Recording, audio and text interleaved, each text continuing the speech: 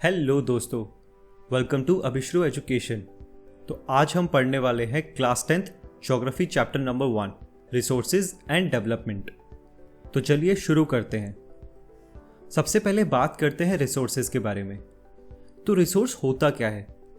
अगर सिंपल भाषा में बात करें, कोई भी ऐसी चीज़ जो एनवायरनमेंट से हमें मिलती हो और हमारी नीड्स को सेटिस्फाई करती हो, वो रिसोर्सेज है।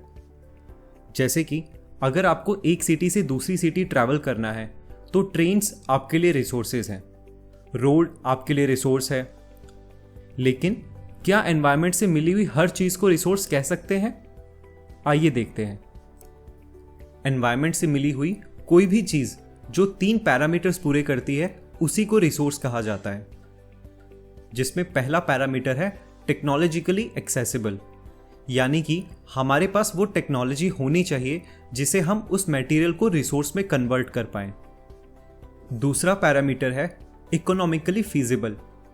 उस मटेरियल को रिसोर्स की तरह यूज करने के लिए हमें बहुत सारा पैसा खर्च नहीं करना पड़े और वो इकोनॉमिकली एक्सपेंसिव नहीं हो। और तीसरा पैरामीटर है कल्चरली एक्सेप्टेबल, यानी कि इंडिया उस रिसोर्स को कल्चरली एक्सेप्ट कर पाए। ह्यूमंस इस रिसोर्स चेन के बहुत ही इंपॉर्टेंट पार्ट हैं, क्योंकि ह्यूमन ही एनवायरनमेंट से किसी भी मटेरियल को रिसोर्स में कन्वर्ट कर सकते हैं और उसे डेली लाइफ में यूज ले सकते हैं। रिसोर्सेज को बेसिकली 4 कैटेगरीज में डिवाइड किया जाता है। पहली कैटेगरी है on the basis of origin. वो रिसोर्सेज हमें मिलते कहाँ से हैं? तो इसमें 2 ग्रुप आते हैं, biotic and abiotic. Biotic resources वो रिसोर्स होते हैं जो हमें बायोस्फीयर से मिलते हैं और जिनमें लाइफ होती है, यानी कि living things. For example human beings, flora and fauna, fisheries, live stocks etcetera. दूसरा ग्रुप है एबायोटिक रिसोर्सेज। वो रिसोर्सेज जो नॉन लिविंग थिंग्स हैं, जैसे कि रॉक्स, मेटल, मिनरल्स एक्सेट्रा।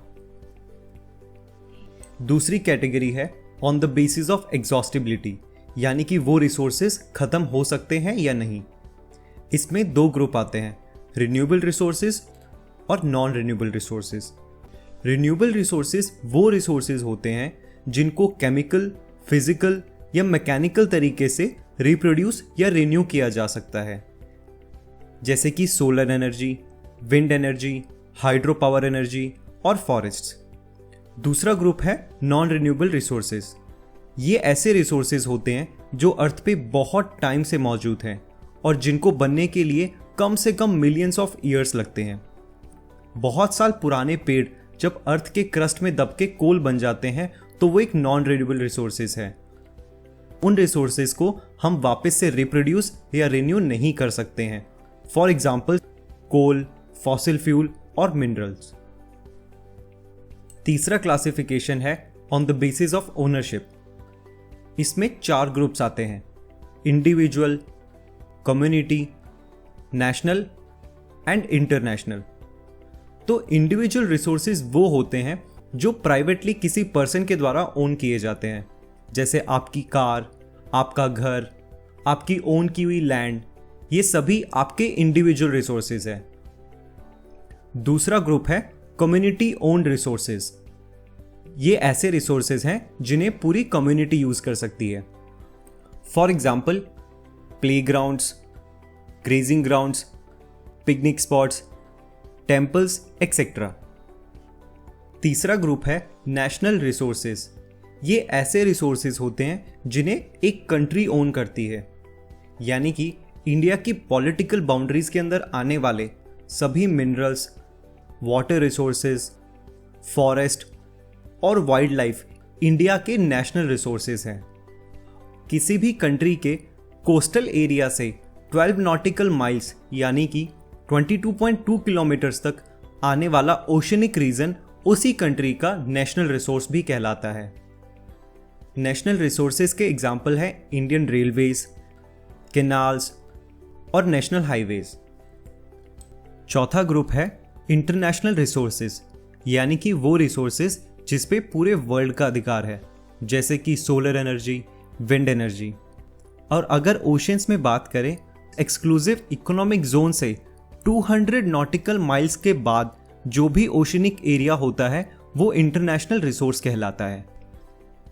और फाइनल कैटेगरी है on the basis of status of development, उन रिसोर्सेज को कितना डेवलप किया जा चुका है। इसमें 4 ग्रुप्स आते हैं: पोटेंशियल, डेवलप्ड, स्टॉक्ड और रिजर्व्स। पोटेंशियल रिसोर्सेज वो रिसोर्सेज होते हैं जो किसी एरिया में मिलते तो हैं लेकिन उनको अभी तक यूटिलाइज नहीं किया जा सका है।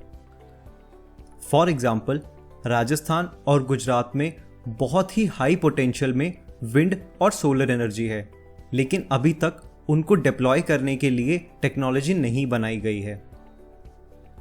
दूसरा ग्रुप है डेवलप्ड रिसोर्सेज।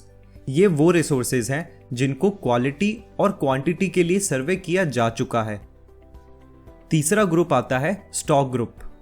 ये ऐसे रिसोर्सेज हैं जिनमें ह्यूमंस की नीड को सेटिस्फाई करने का पोटेंशियल तो बहुत है, लेकिन अभी हमारे पास प्रॉपर टेक्नोलॉजी नहीं है उन रिसोर्सेज को यूज करने के लिए। जैसे कि हाइड्रोजन एक बहुत ही स्ट्रॉन्ग सोर्स ऑफ एनर्जी है, लेकिन हाइड्रोजन को रिसोर्स में कन्वर्ट करने वाली टेक्नोलॉजी अभी हमारे पास नहीं है। रिजर्व रिसोर्सेज ऐसे रिसोर्सेज हैं जिन्हें हमें पता तो है कि कैसे यूज करना है, लेकिन वो हम अपनी फ्यूचर जनरेशन्स के लिए सेव करके रख रहे हैं। फॉर एग्जाम्पल, डैम्स में भरा हुआ पानी और फॉरेस्ट हमारे रिजर्व रिसोर्सेज में आते हैं। दोस्तों, हम ह्यूमंस बहुत ही ज़्यादा हमारे रिसोर्सेज को यूज़ कर रहे हैं। इनफैक्ट हम उसको अब एक्सप्लॉइट करने लगे हैं, जिसकी वजह से हमारे एनवायरनमेंट पे बहुत ही सारे नेगेटिव इफ़ेक्ट्स देखने को मिल रहे हैं। जैसे कि ग्लोबल वार्मिंग बढ़ रही है, ओजोन लेयर डिप्लीट होती जा रही है और हमारी फर्टाइल लैंड भी डिग्रेड होने लगी है। अगर इसी पेस से हम अपने रिसोर्सेज को यूज़ करते रहे तो ना ही वो सिर्फ हमारे एनवायरनमेंट के लिए हार्मफुल होगा, बल्कि हमारे आने वाली जनरेशन के लिए भी हार्मफुल होगा। इस मैसिव प्रॉब्लम से बचने का तरीका है सस्टेनेबल इकोनॉमिक डेवलपमेंट। एक ऐसी डेवलपमेंट जहां पर डेवलपमेंट की वजह से हमारे एनवायरनमेंट को नुकसान ना पहुंचे और उसकी वजह से हमारे फ्यूचर जनरेशन्स को भी रिसोर्सेज की कमी ना हो। सस्टेनेबल इकोनॉमिक डेवलपमेंट के लिए हर कंट्री अपने रिसोर्सेज की प्लानिंग करती है, जिसमें से इंडिया भी एक है। तो अब जानते हैं कि इंडिया अपने रिसोर्सेज की प्लानिंग कैसे करती है। इंडिया में कुछ रीजन ऐसे हैं जो रिसोर्सेज में सेल्फ सफिशिएंट हैं और वहां पर भरपूर अवेलेबिलिटी है, लेकिन वहीं ऐसे कुछ रीजन भी हैं जहां पर रिसोर्सेज की एक्यूट शॉर्टेज है। अब रिक्वायरमेंट दोनों रीजन की पूरी करनी पड़ेगी। सो इसीलिए कंट्री को एक बैलेंस बना के चलना पड़ता है, जिसमें स्टेट, रीजन और लोकल लेवल पर बैलेंसिंग होती है। तो आइए डिटेल में पढ़ते हैं कि इंडिया में रिसोर्स प्लानिंग होती कैसे है। इंडिया में रिसोर्स प्लानिंग 3 स्टेप में होती है। पहला स्टेप है आइडेंटिफिकेशन एंड इन्वेंट्री।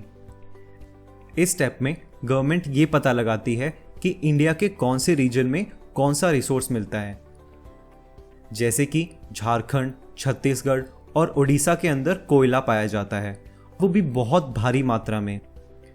उसके बाद इन कोयलों की क्वालिटी और क्वांटिटी की बेसिस पे मैपिंग होती है, जिससे ये पता लगाया जाता है कि कितना कोयला इन तीनों स्टेट्स को चाहिए और कितना कोयला बाकी स्टेट्स को ये तीनों स्टेट्स सप्लाई कर सकते हैं।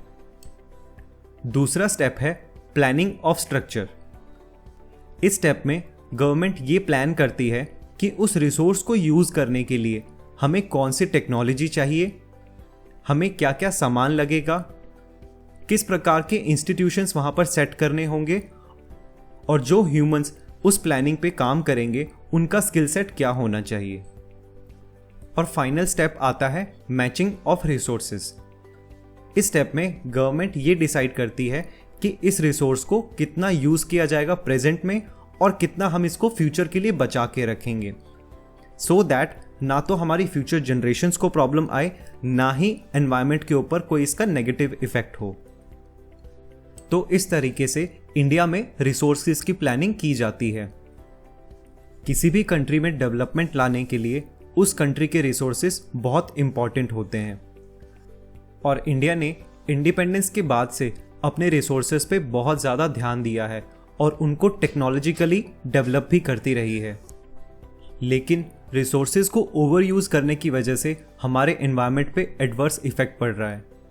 तो इस प्रॉब्लम को हमें मिलकर सॉल्व करना होगा, ना ही सिर्फ नेशनल लेवल पर बल्कि लोकल लेवल पर भी। इस पार्ट में केवल इतना ही। अगर आपको टॉपिक समझ में आया हो तो वीडियो को लाइक करें। इस टॉपिक से रिलेटेड अगर आपके पास कुछ क्वेश्चंस हैं तो नीचे उन्हें कमेंट सेक्शन में हमसे पूछें। अभिष्टो एजुकेशन को सब्सक्राइब करना ना भूलिए। मिलते हैं अगले पार्ट में। बाय।